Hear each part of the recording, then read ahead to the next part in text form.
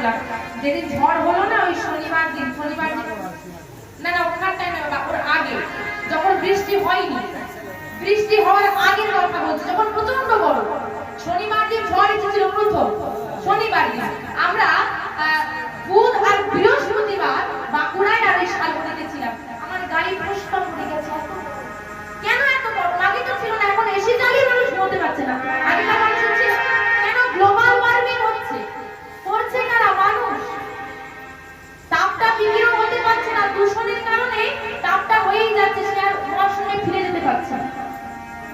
সব দিক দিয়ে ক্ষতি আমরা করি, কোনো জীব না। বাঘ মাংসাশী প্রাণী, হরিণ কি তৃণভোজী প্রাণী, মানুষ কি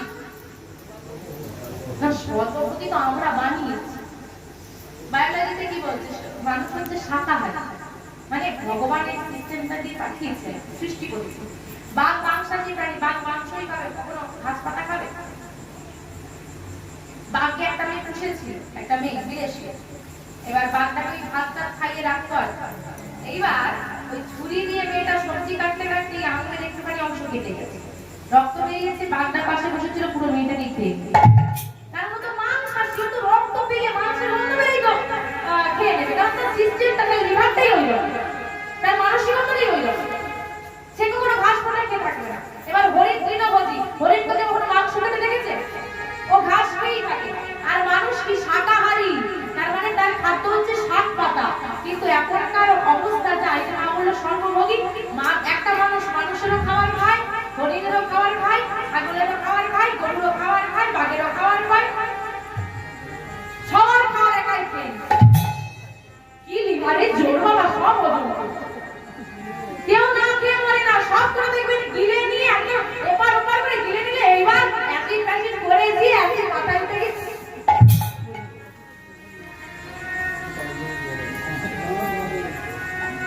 কি অবস্থা! ওষুধ দোকানগুলো রং রঙে বাজা, হ্যাঁ? ওষুধ দোকানগুলো যা ভিড়, সব দোকান বন্ধ যাবে, ওষুধ দোকান বন্ধ যাবে। করোনার বাজারে সব বন্ধ, ওষুধ দোকান খোলা, তাতেই তার রং রঙে সবার ব্যবসা বন্ধ। তার ব্যবসার কোনো ক্ষতিও নেই, বন্ধ। হ্যাঁ,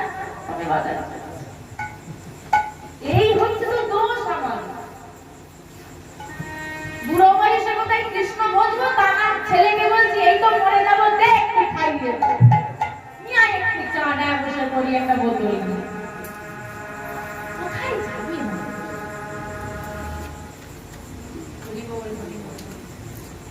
যাই হোক, ভগবান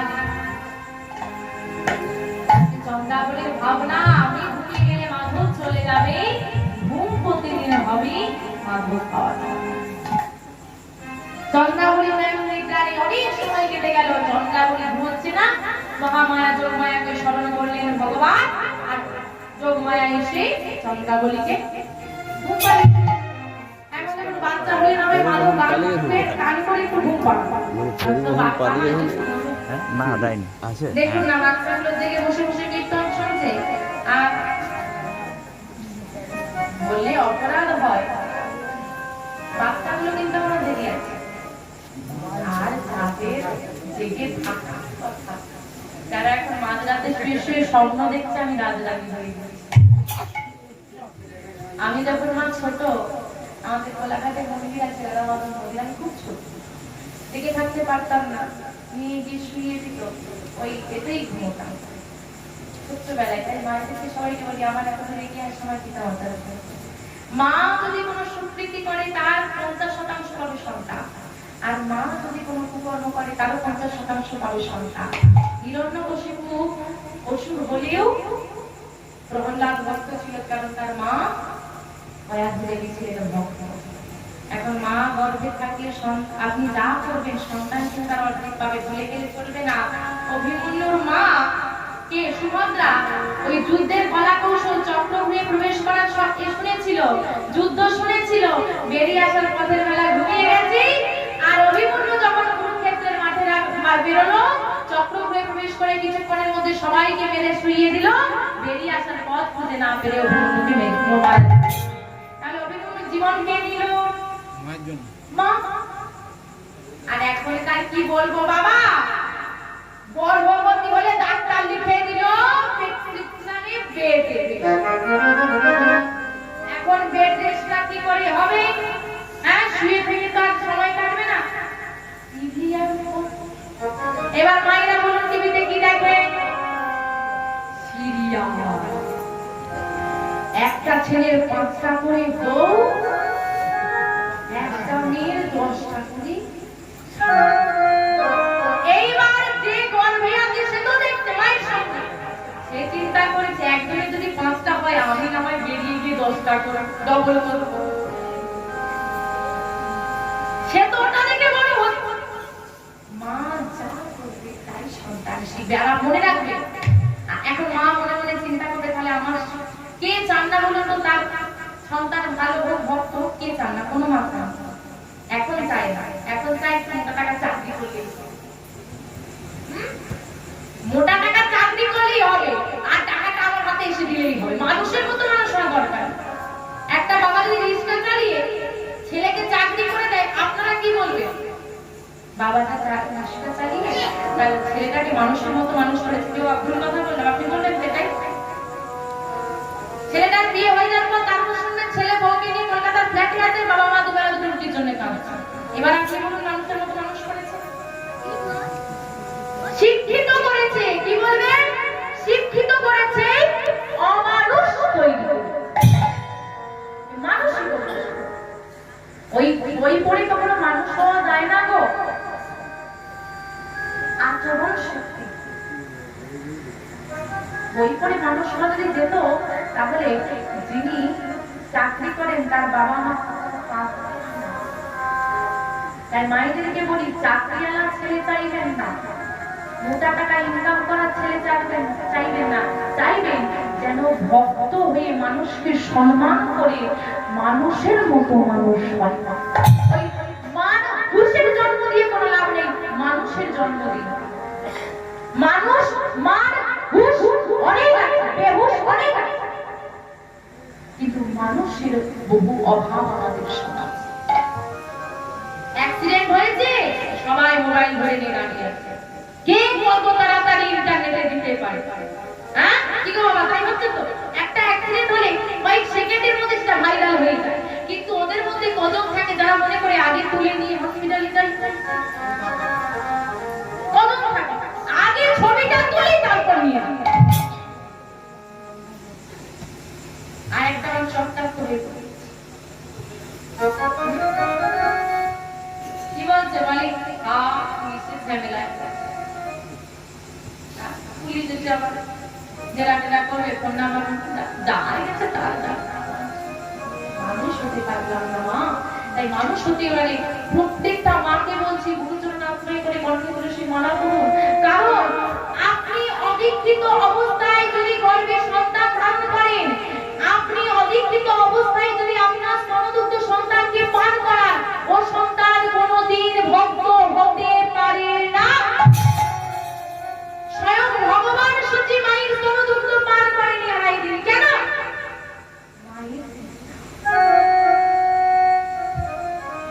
ভগবান পান করলো না, কারণ আমি যদি অধিকৃত মায়ের স্তনযুক্ত পান করি আমার মধ্যে ভক্তি চলে যাবে। মায়েদেরকে বলছি আপনারা সঠিক পথে যান, সন্তানদেরকে নিয়ে আসুন।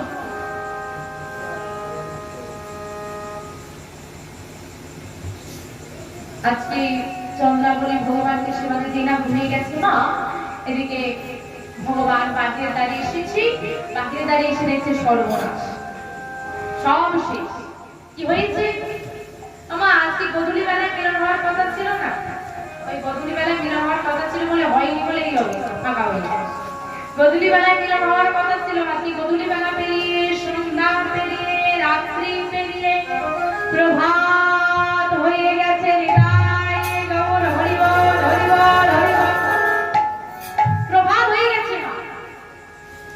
এবার চিন্তা করুন, কোথায় আগের দিন গধূলি বেলায় আপনি আমার বাড়িতে আসবেন বলেছে, রান্না বান্না করে আমি রেখে দিয়েছি পয়সা খরচ করে, আর পরের দিন সকালবেলা এসেছে আমার গরমে সব খাওয়া নষ্ট হয়ে গেছে, ফেলতে হয়েছে। রাগটা হবে কিনা? রাধারাধি কি করেছে? সারা রাত কেঁদে কেঁদে কেঁদে কেঁদে ক্লান্ত হয়ে ছিল সব ফেলে দিয়ে মান করে বসেছে।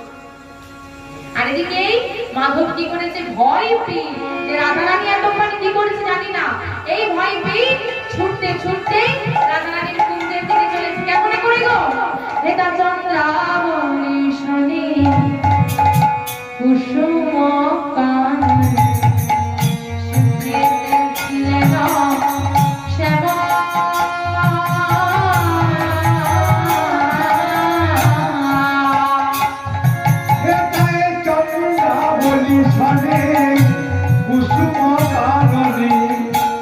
সুখেতে ছিলেন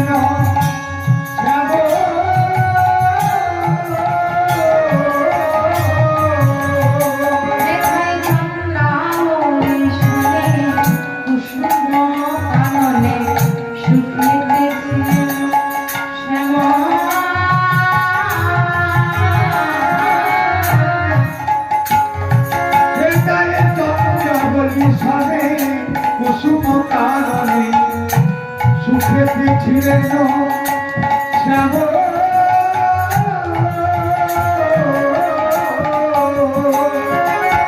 প্রভাতে উঠিয়া ঢলিয়া ঢলিয়া, প্রভাতে উঠিয়া ঢলিয়া ঢলিয়া, প্রভা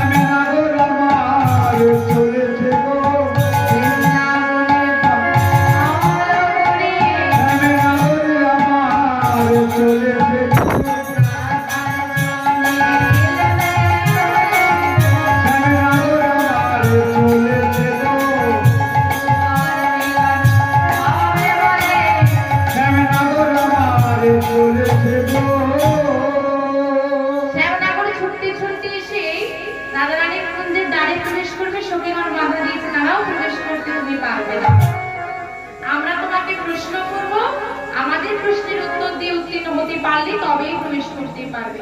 কি প্রশ্ন? আজকে সখীগণের প্রথম প্রশ্ন মাধবের কাছে, তোমার গলায় ফুলের মালা দেখি আজকে বনমালা কেন? আমার বনমালাটা কে দিয়েছে? চন্দ্রাবলী। এবার আপনারাই বলুন, সত্যি কথা বলবো না মিথ্যা কথা বলবো? হ্যাঁ, সত্যি সত্যি বলি। আজকে মিলন হবে তো? আমার সত্যি বললে মিলন হবে তো? আর মাধবকে যদি 8টা মেয়ে মিলে মারতে আসে, আপনারা ঠেকাতে যাবেন তো? থানা পুলিশ হবে না তো? হ্যাঁ, মাধব চিন্তা করছে এই যে মা সত্যি বলবো, কারণ সত্যের জয়। এই বুদ্ধি তো তার মাথায় নেই, অত বুদ্ধিমান নয় ভগবান। সে মনে মনে চিন্তা করছে সত্যি বললে বিপদ আছে, কারণ একটা মেয়েকে কথা দিয়ে অন্য মেয়ের ঘরে চলে যাওয়া বিপদ আছে। সত্যি বলি আর কি, কত বড় লোক হয়েছে, মিথ্যে বললে বাঁচতে পারে। এই দেখো, প্রতিদিন আমি ফুলের মালা পরি, একই মালা কি প্রতিদিন ভালো লাগে? এই জন্য তো বনমালা পরেছি। বাবা বাবা, খুব সুন্দর। আচ্ছা, তাই যদি হয়, তোমার ললাটে তো চন্দন থাকে, সেবা করা থাকে, সিঁদুরের ফোঁটা কেন? বলে আর বলো না, কালকে সবাই আমার পরিবারের সবাই গিরি গোবর্ধন গৌরী পূজা করতে যাচ্ছিল, তাই আমি গেলাম। এবার মা গৌরী পূজা মানে কার পূজা? শ্যামামায়ের হ্যাঁ? শ্যামামায়ের দুর্গা বলছি। আমার দুর্গা না শ্যামা, ঠিক করে বলো। গৌরী পূজা। ও বাবা, গৌরী পূজা মানে কার পূজা? শ্যামা না দুর্গা? দুর্গা। হ্যাঁ, পার্বতীর নাম গৌরী। তাহলে দুর্গা পূজা করলে একটা দেবী পূজা মানে একটা সিঁদুরের ফোঁটা করতে হবে। ওই জন্য আহা, বেশ সুন্দর। তা না তোমার পরনের পীতাম্বরটা কোথায়? পীতাম্বরের পরিবর্তে নীলাম্বর কেন? আমা, পীতাম্বর মানে পীত বর্ণের বসন। পীত বর্ণ মানে কোন রং? হলুদ। হলুদ। তা হলুদ রঙের বসনটাকে হলুদের পরিবর্তে নীল হয়ে গেল। কি করে হলো? বলে আর বলো না, দাদা আর আমি একসঙ্গে ঘুমোচ্ছিলাম, আর সকালবেলায় উঠে তাড়াহুড়ো করি দাদার বসনটা করে ফেলেছি। এবার সখীগণ তখন প্রশ্ন করেছে, এবার বলো দেখি তোমার দাদার নাম কি? চন্দ্রাবলী। দাদার নাম কি? চন্দ্রাবলী। দাদার নাম চন্দ্রাবলী হতে যাবে কেন? দাদার নাম কি? বলরাম। বলে কেন বলরাম? বলরাম হবে কেন? বলে কেন? বলে তোমার দাদার নাম বলরাম হতে পারে, কিন্তু আমার হিসেবে, আমাদের হিসেবে তোমার দাদার নাম চন্দ্রাবলী এসেছে। কি হিসেব না? আগেকার রীতি রেওয়াজ ছিল যার বসন বসনের পারে তার নাম লেখা থাকতো। এখন বসন টাকা চন্দ্রাবলী, এইবার বসনের পারে চন্দ্রাবলীর নাম, কিন্তু হিসেব মতো মাধব বলছে কি বসনটা দাদা, তাহলে বসনের পারে যে নাম থাকবে সেটাই দাদার নাম। বসনের পারে লেখা চন্দ্রাবলী, বসনের পারে লেখা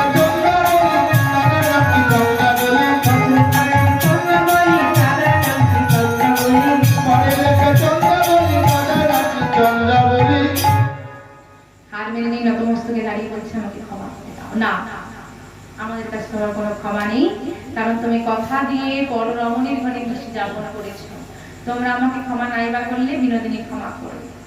একবার প্রবেশ করতে দাও। সখীগণ যখন প্রবেশ করতে দিলেন না, মাধব বললে বিনোদিনী যদি আমার থেকে মুখ ফিরিয়ে নেয়, বিনোদিনী দয়াময়ী, তিনি আমাকে ক্ষমা করবেন আমি জানি, কিন্তু যদি মুখ ফিরিয়ে নেয় তাহলে আমি চলে যাব। বেশ। সখীগণ দ্বার ছেড়ে দিল, মাধব প্রবেশ করলো। রাধারানী কি করেছে? নতমস্তকে দক্ষিণে ঘুমোটা টানি মান করে বসে আছে।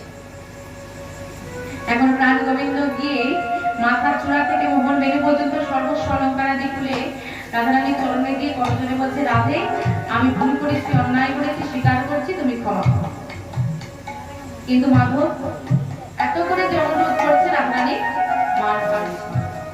জগৎ সংসারের মালিক স্বয়ং শ্রী ভগবান রাধারানী দুটো চরণ জড়িয়ে ধরে বলছে, আমায় ক্ষমা করো।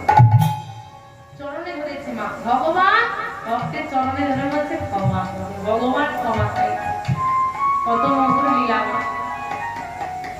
তাও ক্ষমা পেল না। ক্ষমা যখন পেলেন না, অসহায় হয়ে কি করলেন? আজ রাধারানী দুটি চরণ, রাধারানী দুটি চরণ মস্তকে তুলে নিল, মস্তকে তুলে নিল, দেহি পদ পল্লব, দেহি পদ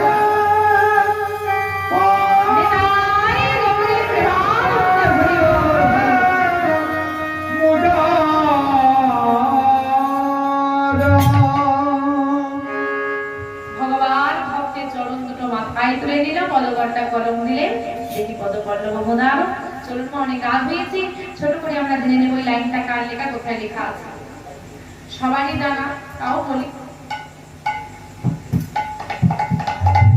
বীরভূম জেলায় কেন্দ্রবিল গ্রামে জন্মগ্রহণ করেছিলেন ভক্তকবি জয়দেব।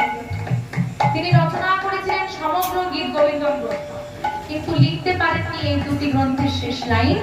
এই দুটি লাইন স্বয়ং ভগবান জয়দেবের বেশ ধারণ করি নিজ হস্তে জয়দেব মন্দিরে বসে তিনি লিখেছিলেন। কি দুটো লাইন? সরোবর লখণ্ডল মম শির শিবন্দল দেহি পদ পল্লব মোদার। যাই হোক মা, সেই লাইন আজকে উল্লেখ করলেন আমাদের পদকর্তা। তাহলে মা, আপনি চিন্তা করে বলুন তো, ভগবানের মাথায় কি ভক্তের পা হতে পারে? হতে পারে? আচ্ছা, গোপাল দেখেছেন মা? কার বাড়িতে গোপাল আছে দেখেছেন? গোপাল, আমি চিত্রপটের কথা বলছি না, আমি মূর্তির কথা বলছি। গোপাল যে বিগ্রহ দেখেছেন, ওই গোপালের বুকে একটা পা আঁকা আছে। যদি কেউ কোনোদিন সুযোগ পান, ভালো করে দেখবেন, যত, আমি চিত্রপটের কথা বলছি না, বিগ্রহ যেগুলো রাধা কৃষ্ণ যে মন্দিরে বিগ্রহ থাকে বা বাড়িতে অনেকে গোপাল থাকে, ভালো করে দেখবেন প্রত্যেকটি বিগ্রহের বুকে একটা পা আঁকা আছে। এই পাটা হ্যাঁ, ভৃগুমণির পা। নৈমিষারণ্যে যজ্ঞ হয়েছে, এবার ঝগড়া লেগে গেছে ঋষিদের মধ্যে।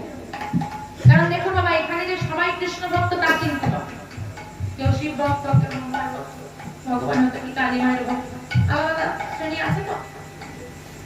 এখন এই সবার মধ্যে তো ভক্ত সব আলাদা, কেউ ব্রহ্মার পূজা করে, কেউ বিষ্ণুর পূজা করে, কেউ শিবের পূজা করে। এবার তিনটি দলের মধ্যে ঝগড়া লেগে গেছে যে যখন হোম শেষ হয়, যজ্ঞ শেষ হয়, পূর্ণ আহুতি দান করতে হবে। এবার সেই পূর্ণ আহুতিতে যিনি ভগবান তার নাম বলতেই হবে। এখন কে ভগবান? কে বলতে ব্রহ্মা, কে বলতে বিষ্ণু? এইবার ভৃগুমণি বলেন, আমি পরীক্ষা করতে যাব। প্রথমে গেলেন ব্রহ্মার কাছে, ব্রহ্মাকে গিয়ে বলছে, হ্যাঁ তুমি বেদ পাঠ করছো, পিতা তুমি চতুর্মুখে বেদ পাঠ করছো, কিন্তু ওই কৃষ্ণ নাম তো বলো না, যেটা জীবের পরিত্রাণে না। আমি তোর পিতা, আমাকে তুই জ্ঞান দিচ্ছিস? অভিশাপ। ইনি তো তমগুণ সম্পন্ন, ইনি তো ভগবান না। চললেন কৈলাসে, কৈলাসে গিয়ে দেখছে ভোলানাথ তার যা খায় আর তার একদম মস্ত হয়ে পড়ে আছে। ভৃগুমণি গিয়ে বলছে, বৈষ্ণব এলো, তুমি এমন বৈষ্ণব, বৈষ্ণবের সেবা করলে না, আতিথেয়তা দেখালে না, হ্যাঁ তুমি কিসের ভগবান? হ্যাঁ তুমি কিসের বৈষ্ণব? তোমার মধ্যে দৃঢ়তা নেই, এই ছাই বছরতে পড়ে আছো কি? আমার অপমান হে বিষ্ণু ধারণ করেছে, কিন্তু রজগুণ সম্পন্ন এনে হবে না। এবার ভগবানের কাছে গিয়ে দেখতে ভগবান আরো পুরী, সে অনন্ত সজ্জায় সজ্জিত, আর এদিকে চরণ সেবা করছে লক্ষ্মী দেবী আসছে। হ্যাঁ, সারা জগৎবাসী বিপদে পড়ে আছে, আর তুমি ঘুমোচ্ছ। এইবার ওই ছুটে গিয়ে এক কথা ভগবানের বুকেতে পা দিয়ে মেরেছে, জোরে আঘাত করেছে। কি গো মা, কেউ যদি ঘুমোয় আর আপনাকে কেউ কিভাবে মারে, কি রেখে যাবে? ছুরি কাটাকে নিয়ে বেরোবে, কেটে দেবে। ভগবান কি করেছে? না পা দিয়ে মেরেছে, পা দুটো জড়িয়ে ধরেছে, জড়িয়ে ধরে বলছে, আপনার চরণে ব্যথা লাগেনি তো? আমার হৃদয়টা তো অনেক কঠিন, ভগবানের দেহ কত কোমল, সে বলছে আমার হৃদয়টা তো বড় কঠিন, আপনার চরণটা কত কোমল, আঘাত লাগেনি? এত দয়া। সেই থেকে ভগবান আজ ওই বুকে ওই চরণ চিহ্ন আছে। তাহলে মা, ভগবান যদি বুকে ভক্তের পা রাখতে পারে, তো মাথায় রাখতে পারে কি গো মা? মাথায় চরণ তুলে নিয়েছে, আর মান থাকবে? আর রাগ থাকবে? থাকবে না তো, ঠিক তো? এবার মিলন হবে তো আমার? এবার মিলন হবে তো? আজকে মান আর ভাঙলো না, ফিরে যাও মাধব, রাধারানীর মান ভাঙলো না।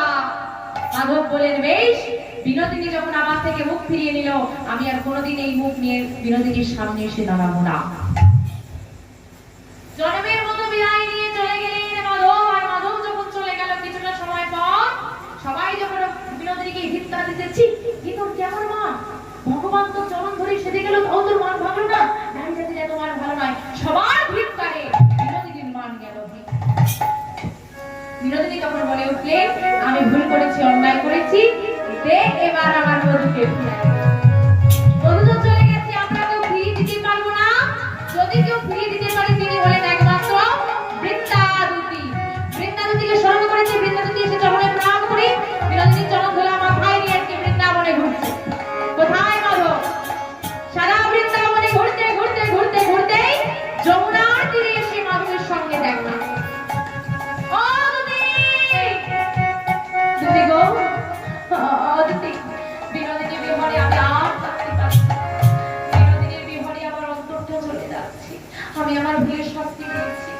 এবার আমাকে আমার বিনোদিনীর কাছে ফিরিয়ে দাও, দাও আমার মিলন করে দাও। মিলন আমি কেন করাতে যাব?